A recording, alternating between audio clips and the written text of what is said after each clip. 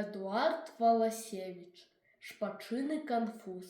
Шпака прырода, а не ў чым не абышла, і слых, і голас, і душу дала, і крылы для палёту.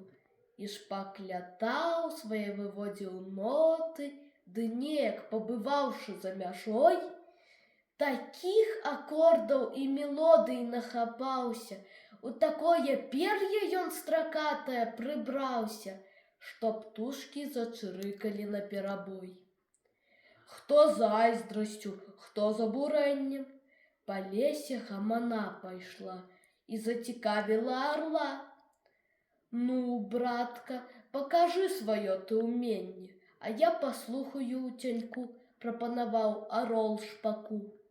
Тут і завёў спявак з натхненнем, тое калібры, тое какаду, той імітыраваў фламінга, то тукана, то кошкай мяўкаў нейкую нуду, то шротам сыпаў барабана, аж водгулле грымела над ляском. Нішто сабе, займальна, заморскае схапіў ты дасканальна. А зараз заспявай шпаком.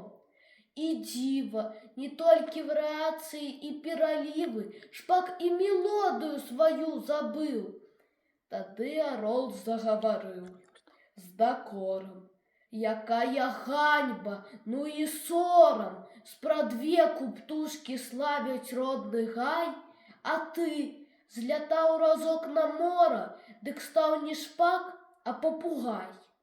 Запомні, зарубі сабе на дзюбе, хоць 100 матываў іншых знай, а песняй родную, мой любы, не пагарджай. Скажу на чысціню, як адсяку, не спадабляйся гадкаму шпаку.